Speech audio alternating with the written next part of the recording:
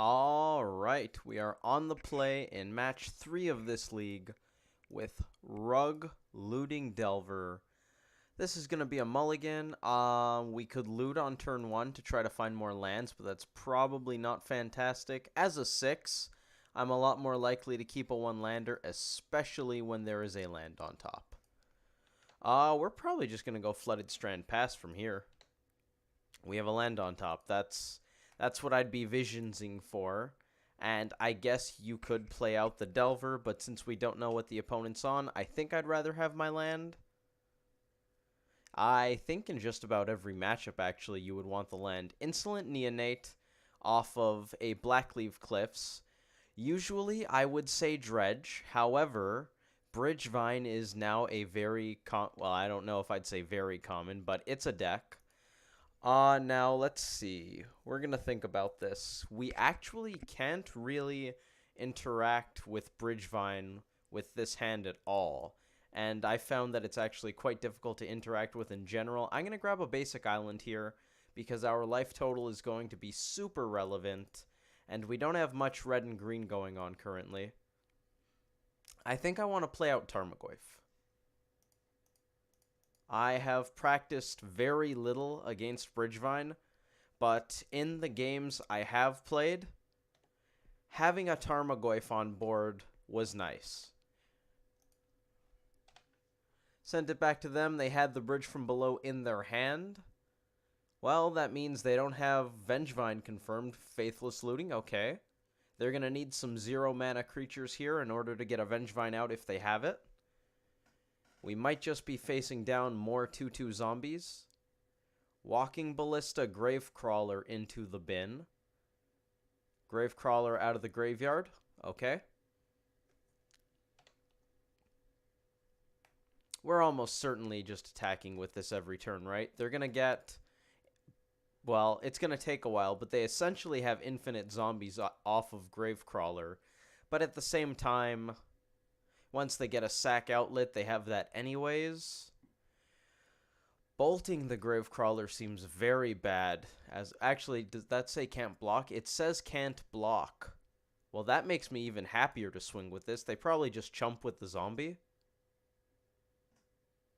If they're confident, they might just take this and try to crack back for a bunch. I'm really not sure what we're doing on the rest of our turn. I kind of want to play Delver and cast Serum Visions just because what if they aren't just extremely explosive out of the gate with multiple Vengevines or a bunch of zombies, I think you want to clock them. At the same time, I don't want to take damage to Visions. I think I'm going to go Delver, play land, go. I think I like that. I'm not a fan of bolting my own Delver to deal with their bridges. They hit Ballista Vengevine. Oh, and Supplier. Viscera Seer is going to be very annoying. So Vengevine's coming in. There's a pretty good chance we're just bolting the Vengevine. I probably want to do that before this resolves if that is my play. Bolting the 2/2 seems pretty bad. Bolting the Supplier seems... Actually, we're going to have a lot of bad lines from here. I'm going to bolt this and preserve my life total a bit. We are in trouble. We are in a lot of trouble.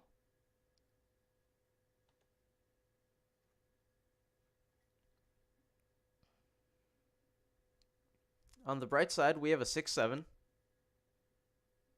It's always good. Opponent shocked and then didn't do anything. Okay. That's interesting. We are not going to trade Delver with Gravecrawler. That's not even a trade. That's just bad. This gets to come back and they get a zombie. That's just awful for us. They sack it. You got it. Now they get to bring Gravecrawler back off of this. Sack it again later. Viscera Seer is actually really good in their deck. I'm going to crack this now.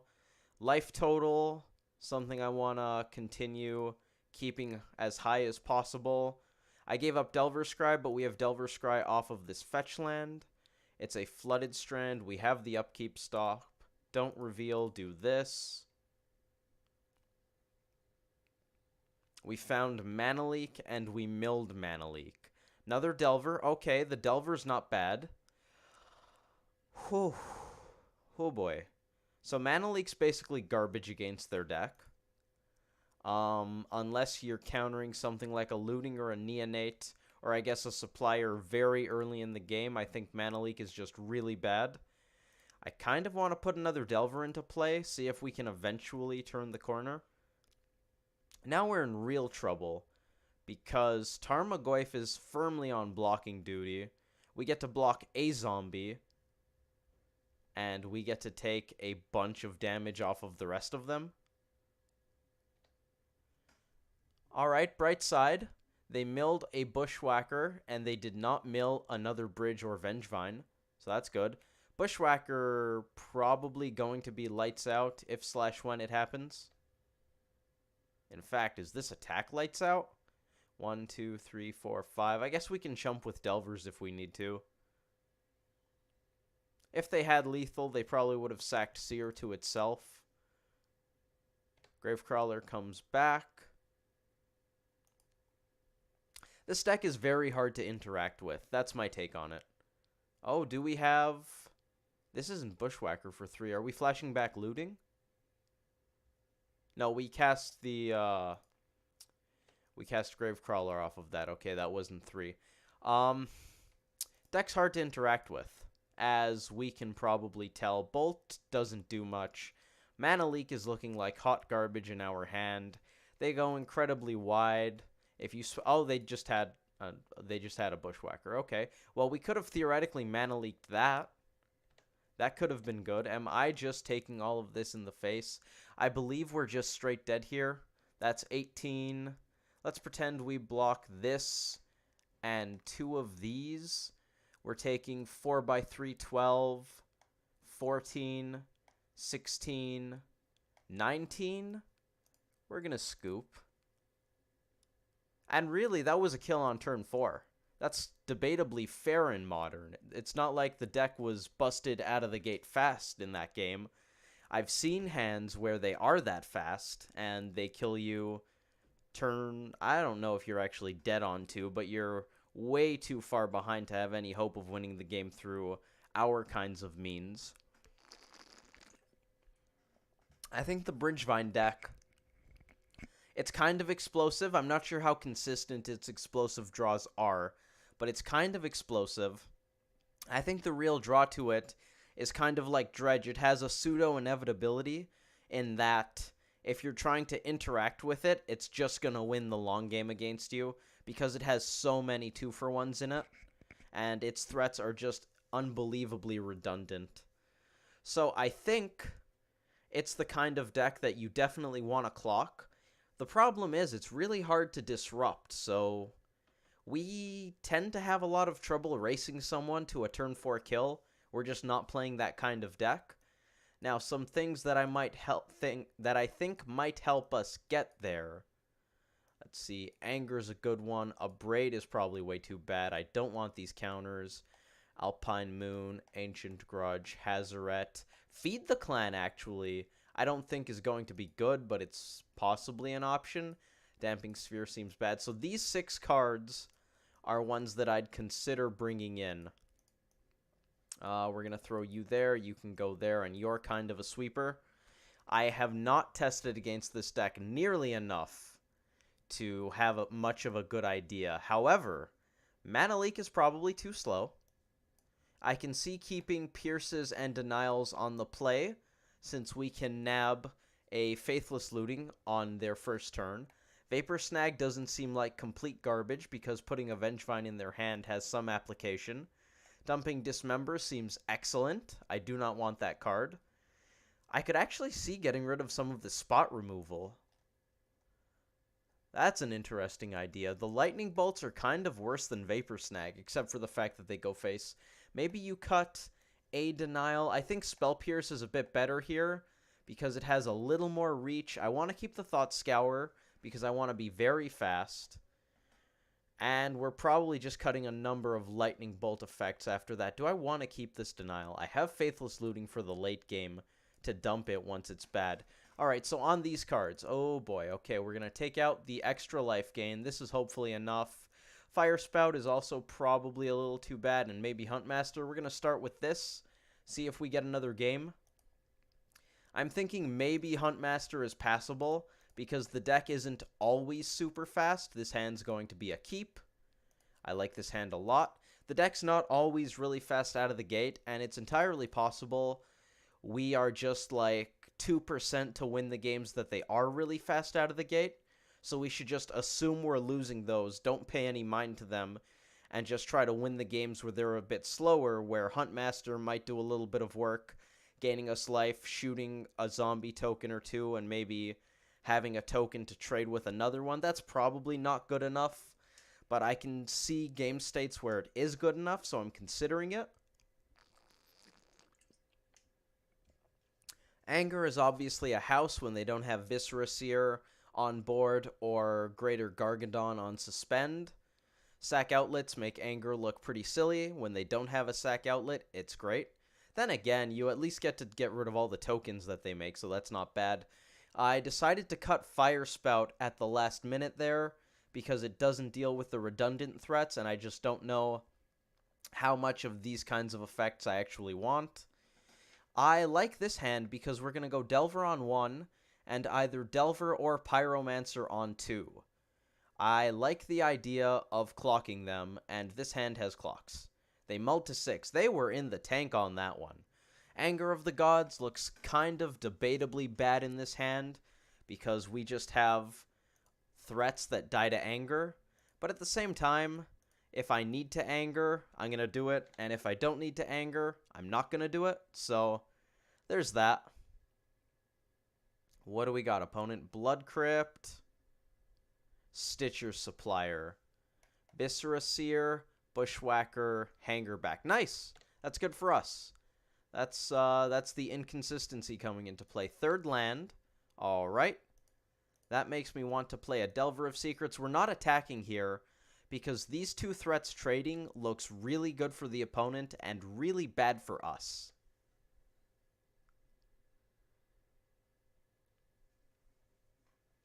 I think the opponent probably leads on Supplier even if they have a discard outlet in hand, because Supplier just gives them more of a ceiling, I think. I watched Jeff Hoogland play the deck a bit in a couple of leagues. That's where probably 80% of my information on the deck comes from. The rest is just a little bit of testing. So by leading on Supplier, they get to try to mill some guys and then play Neonate, and if they draw a BridgeVine after these cards, they can still discard it. I actually wouldn't have been surprised if they swung with the Supplier there. We're going to keep this fetch because I want Delver Scry, Spell Pierce. That's a good question, Self. Ooh, what do we got? Lightning Axe? Smells like Lightning Axe. The amount of time it took for them to actually kill something. Yeah, Lightning Axe. You got it. Bridge from Below. Sure. Not bad, not bad. We might end up Vapor Snagging that. Well, we're not Vapor Snagging the Bridge from Below. We're theoretically Vapor Snagging the token that it creates. Vengevine is now in the bin, so we're going to want to hold on to that Vapor Snag. I'm going to want to Anger at the absolute last minute because we now have a clock. I think this probably gets a basic. It almost certainly gets a basic. I don't think I'm going to need double blue, so I actually am going to grab a mountain here and probably grab a forest off of this. Let's get in for 6. We're playing the race game. Young Pyromancer I like a lot in this matchup, actually, because 1, it's just another clock, and I very much like having a clock against decks like this. So having a little redundancy in, we have 4 Delvers, 4 Goyfs, 3 Mandrills and 3 Pyromancers that all on their own are probably too slow, but if you have 2 of them, it's probably enough. So we have all of those to sort of help out. And on the other, well, in not quite the same sense, but in another way, I like Pyromancer against this deck because it makes tokens. And Bridge from Below, to summarize its text, the clause for the person playing Bridge doesn't apply to tokens, so you can't just have infinite zombies sacking zombies and then making zombies. And the clause for the person who doesn't control the bridge or play the bridge, the person, is it possible I want Bolt plus Anger? Probably not. We're going to hold this for looting. The person who doesn't have the bridges, that is all creatures, including tokens. So if Pyromancer makes a 1/1 elemental and that elemental dies, those bridges are gone. Also, just having chump blockers is very nice against a deck that can go wide, go kind of sort of big, and doesn't have access to trample. This was obviously one of their much slower and probably less consistent hands. Last turn, they killed us by a wide margin on turn 4. I believe they had us at -6. This turn, it's turn 4 and Blasphemous Act. That's kind of cool. I'm just going to kill you now. I think it's awesome that they're playing that. So, yeah. Peasy, something I like in this matchup. I haven't played it enough to say it's actually good, but it's something I like. Now, we got a chance at Game 3, so we're going to review these sideboard options that I decided probably weren't good enough. I think denials are going to come out at this point. Lightning Axe is something we probably want to look out for, but I don't think I want Stubborn Denial for their probably 2 Lightning Axes. So I think I'd be a lot happier to just have the Spell Pierces. It's entirely possible I don't even want 2 of these 3 cards. One of these might be coming back.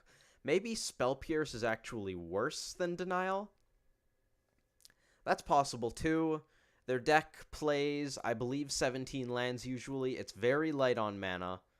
It's going to be very hungry for mana, and I could see plenty of times where they want to loot before making their second land drop, if they're looting on 2, which is the only time that I'm really excited for a Denial or a Pierce since we're on the draw. So I think I might actually go Denial over Pierce. Now, Huntmaster. Didn't matter that game because we were fast. Doesn't matter in the games that they're fast, so it only matters if the opponent has a slow start and I have a slow start, or maybe if they have a slightly subpar start and we just interact with them a bit. I'm not sure how common that's going to be. I'm going to go with boarding in Huntmaster is probably bad. That's my inclination. Feed the Clan also is probably bad. I'm not a fan of one-time life gain effects against decks that aren't burn. Basilisk Collar sounds great against this deck because I'm gaining 4 or 5 life every turn on a fatty, unless they're just blocking with something and sacking it to a Viscera Seer or a Greater Gargadon. But, you know, that's not the worst either necessarily. I kind of like Collar. I think Collar could be very good. Feed the Clan, I think, is probably just not good enough. And that leaves Fire Spout and these counters. I think we're going to go 1 Spout, 3 counters. That's probably where we want to be here. I'm going to go the Denials over the Pierces for the reason that I said. When the counters are bad, they're both getting sent away with Faithless Looting. But when Denial's good, it's going to be very good. So I think it's worth it to do that. I could see boarding out 1 or 2 more of those effects, especially on the draw, but I just don't think I have enough sideboard cards. I don't play Graveyard Hate because we don't need it against most Graveyard decks.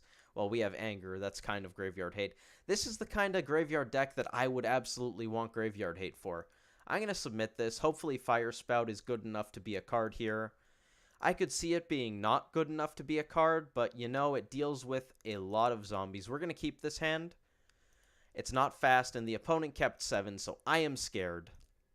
I smell a turn 3 Anger. Do you smell a turn 3 anger?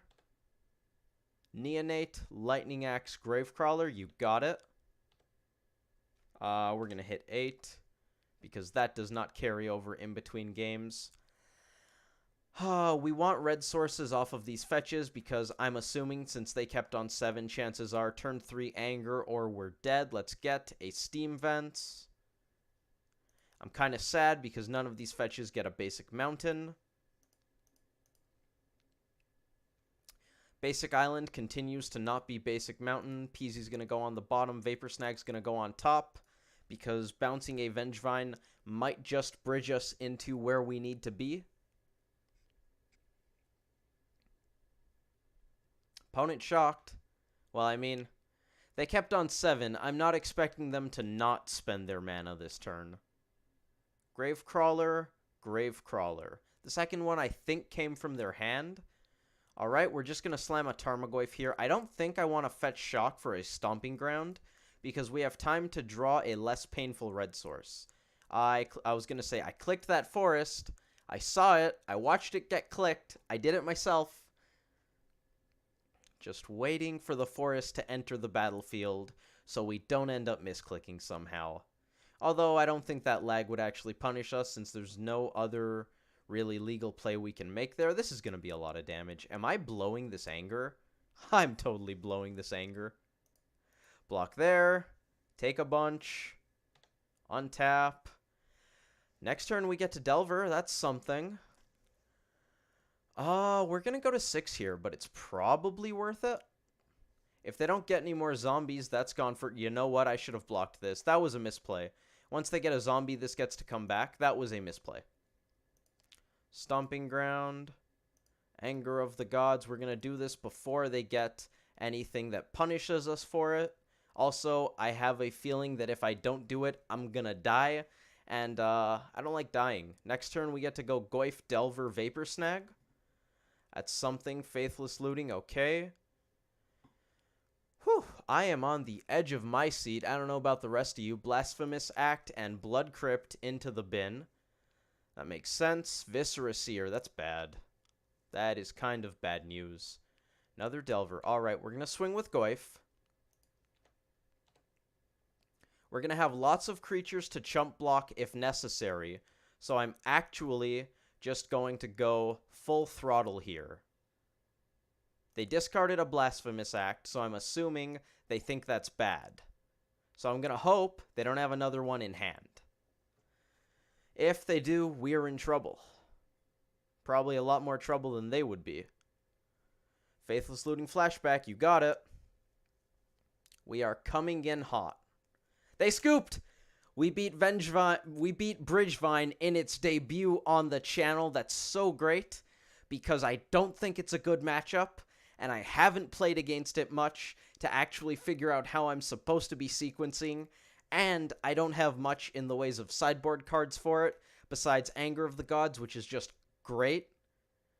In general, I mean, not just it's fantastic against this deck. Of course it's fantastic against this deck, but I have it because it's a really good card. And I am just stoked. On the note of BridgeVine. Oh, it's in my deck. Can I view library? I can't view library. Alright, we're gonna head over here very briefly, since this is a video against BridgeVine. So it kind of makes sense to talk about BridgeVine here. I just put Fire Spout in my deck, but I'm pretty sure going forward, this is going to be a second Anger of the Gods if BridgeVine has any sort of traction at all, because like I said, it's probably a very bad matchup. It's like Dredge, but harder to interact with, because Dredge has a lot more spell-based things that it does, whereas BridgeVine is a lot more focused on milling itself with creatures and casting creatures and recurring creatures by casting those creatures. You can't counter Vengevine. You can't counter the spell that brings back Vengevine in order to get rid of Vengevine, because that's basically a non-cast trigger similar to Eldrazi. So counter spells are bad. That's probably half our interaction. Spot removal's bad because all of their threats are recursive. A bunch of them are hasty. Creatures are good. I think creatures are the way you want to go against this deck. Have blockers and have guys to shove face. Anger obviously was key in winning us that game. Play Anger. I could also see Surgical and Leyline being good against the deck in Delver, because Leyline, I don't think I've seen Leyline in Delver decks before. Well, at least Delver decks that can't cast it. But you know what? You got looting, so that's always an option. Bin the excess Leylines, bin the late Leylines. They do run enchantment hate, at least to some degree, but, you know, you have your graveyard hate. You at least slow them down for a couple turns, and it costs 0 mana, so I could see Leyline being good. I could see Surgical being good, but they still get the dies triggers. So, Bridge from Below, still going to happen unless you Surgical that. Stitcher's Supplier still gets its death trigger. Things like that. You're going to want to watch out for if you are running Surgical. Gravecrawler's going to be coming back. I think Leyline is probably better against this deck in particular, but Surgical is almost certainly better against the field. Also, it's an instant, so it transforms Delver, which is something to take into account, because you want to race BridgeVine. Other graveyard hate, Anger, I think I already mentioned, besides the fact that I mentioned it because we had it. Anger's great.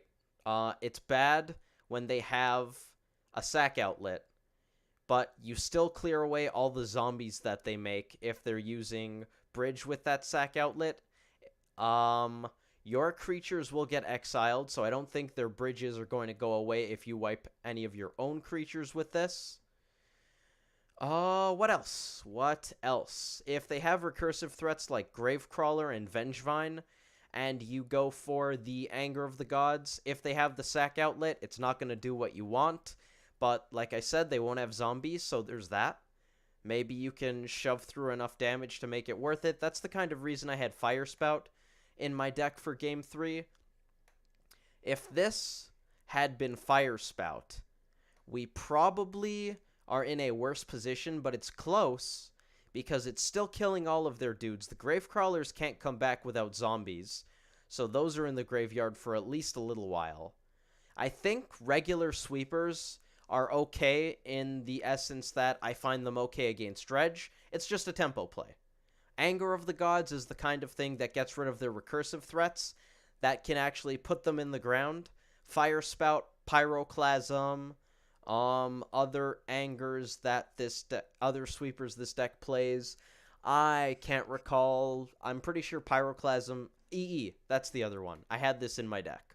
EE on 0 to just get rid of all their zombies doesn't sound like the worst. EE on 1, if they're going for the non-recursive, non-graveyard beatdown plan, which we kind of saw a bit of in Game 3, where they just went 1-drop into 1-drop, 1-drop into Bushwhacker, which pushed through a bunch of damage. EE on 1 deals with that nice and cleanly. So I think sweepers are fine. All sweepers in general are fine against decks like this if you have pressure. If you're trying to play a much more mid-rangey build of something, or you're on, say, a blue-white control style deck, Verdict probably isn't going to do the trick for you unless you follow it up with a very big clock or something to that effect, whereas Terminus obviously is great because it doesn't put them in the graveyard. That's fantastic for you. I can't think of any other sweepers that Delver plays, so that's about it. If you want sweepers that don't exile things, Anger's obviously top-notch. If you have Anger, bring it in, obviously. If you don't have Anger, you should consider having Anger. Any other sweepers you have in your deck? Especially with humans being big, I know people like to diversify their sweepers. Meddling Mage naming Anger means we can still Fire Spout and EE, things like that. So I know people, not necessarily on Delver specifically, but I know people in Modern like to diversify their sweepers because humans is a deck. So you're probably not going to have 3 Anger, you might have 2. I'm considering having 2 myself. But even if you don't have multiple angers, bring in your anger. If you think you have enough pressure, bring in your other sweepers. Even if you don't have enough pressure, you probably want to bring in those sweepers anyways, just so that you have a chance. It's possible I actually wanted to board out Snapcaster Mage, but Snapcaster Mage is kind of like a mini Huntmaster of the Fells, where it makes a body and it kills a thing if I'm flashing back something like Bolt or Vapor Snag. So if the Snapcaster Mage bites the dust in combat, that gets rid of their bridges, which is something I like. It can chump to save us some life. That kind of thing. I think Snapcaster Mage is probably worth it. Something to help us. So graveyard decks like Dredge and BridgeVine have inevitability, and Snapcaster Mage is the kind of card that gives you inevitability because it's a card advantage engine. So your opponent runs out of cards after you guys trade enough times. You still have a couple cards. That puts you ahead. Snapcaster Mage is good in games like that because it gives you those couple of cards to put you ahead. If your opponent also has ways of getting card advantage and you can't kill them before they can kill you, if you can't race, you have to play the long game. Snapcaster Mage helps you with that by letting you interact more. The opponent gets to recur their Vengevines and their Gravecrawlers, so that makes your lightning bolts look kind of silly. You're using a lightning bolt, and it's only taking out like a fifth of a card, whereas it costs you a whole card. Vengevine's gonna keep coming back. Gravecrawler, same thing unless you deal with all those zombies. You're not even getting half, maybe even a quarter of a card. You get half a card countering Lingering Souls. You get less than that bolting a Vengevine. So you're gonna find yourself buried pretty quickly in card advantage if you're forced to bolt Vengevine over and over. If you don't have the kind of board that can block or race a Vengevine, that's just what you have to do. You have to bolt it over and over, or you're just going to die. So do it anyway. Snapcaster Mage is the kind of card that can let you go just a little bit longer to try to get to a position where you do become the beatdown and you get to turn the corner. We're not playing cards like Snapcaster Mage, and I wouldn't board in Huntmaster of the Fells trying to be the control player per se. Well, I am trying to be the control player, but I'm not trying to get inevitability off of the graveyard deck outside of things like Anger that actually shut off their engine. I don't want inevitability. I just want to survive long enough to turn the corner, gain 2 life, make some dudes, chump block with something, and get an extra spell back. I just want to last long enough that I can be in that position where my board is better than their board, and now they're on the back foot. I turn the corner, I become the beatdown, and we win the race. That's basically the gist of, I think, why Snapcaster Mage is a card I like in the matchup. Granted, I could see the opponent playing Leyline, and I actually wouldn't be surprised if they boarded in Leyline against us that game because they saw Tarmogoyfs. I don't think they saw Snapcaster Mage at any point. I don't even think they got to see a Faithless Looting, I don't remember. But Rug Delver plays a lot of graveyard stuff. I can definitely see people boarding in Leyline against us, which could be an argument for not having Snapcaster Mage. Then again, them having Leyline just means they have 1 fewer card, which means they're going to be that much slower on average as well, so that's good. And we still have 3 Pyromancers, 4 Delvers to do the job even if our graveyard isn't on.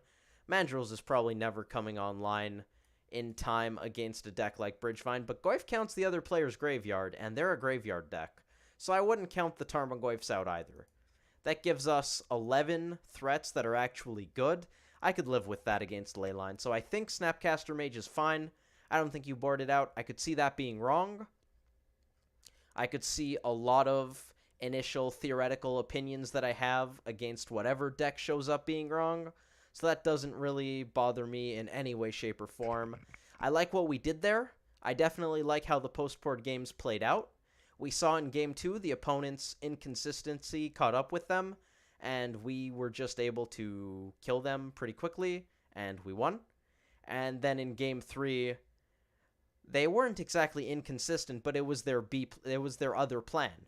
The BridgeVine deck has the Graveyard plan, where it cheats Vengevines and a bunch of zombies, or a bunch of zombies into play, and it also has its 1-drop beatdown plan, where it goes Bushwhacker and tries to kill you with the little guys. which is probably one of the reasons that the deck is as good as it is, because it has that other plan for when your graveyard plan doesn't come to fruition, because we saw in both sideboard games it didn't. They didn't have their graveyard plan doing much work. So if they didn't have that other backup plan, or maybe that's the plan A, but I think it's the backup plan personally, if they didn't have that backup plan, it'd be a much more inconsistent deck. So basically, I like what we did. I like how it turned out. I definitely want to learn more about playing against the deck and sequencing better. I know I made at least one small misplay there. I think it was game 2. I don't remember what it was. Anyways, I hope you all enjoyed the video. Thank you all for watching, and I hope to see you in the next one.